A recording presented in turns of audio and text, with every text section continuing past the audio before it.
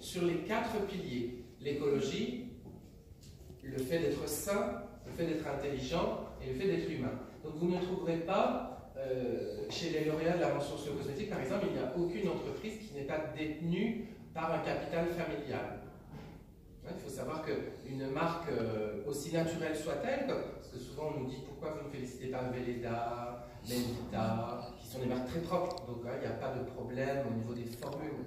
Mais la Slow Cosmétique n'est pas un label bio. Le label bio s'intéresse à la formule, mais nous on s'intéresse aussi à la structure, à l'actionnariat qu'il y a derrière, à la communication aussi. On contrôle toutes les allégations. Quand je dis contrôle, j'aime pas ce mot, mais on les examine en tout cas. Donc normalement il n'y a pas de fausses promesses avec la Slow Cosmétique. Il y a des positionnements prix très différents, c'est vrai. Il y a du cher, il y a du pas cher, mais en tout cas on veille à ce que ce soit toujours plus ou moins justifié.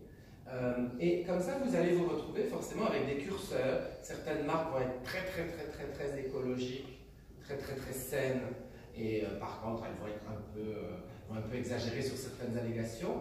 On va quand même les féliciter parce qu'elles ont apporté quelque chose de clair sur l'écologie et le fait d'être saines. Après, il y a des marques qui vont avoir des formules un peu plus compliquées, pas très slow, dans le sens où par exemple il y a beaucoup d'ingrédients, ou des ingrédients transformés. On accepte par exemple les huiles estérifiées parce que les labels bio les acceptent aussi.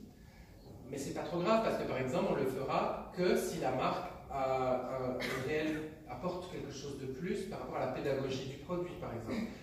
Je pense à une marque comme Carétique, qui est une marque qui n'est pas là ce soir parce qu'elle n'est pas occitane, mais elle utilise pas mal d'huiles estérifiées, donc on pourrait se dire qu'est-ce que ça vient faire là-dedans.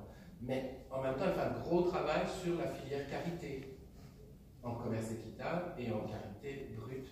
Voilà. Alors ce soir, on est là pour parler plus des artisans Slow Cosmétique.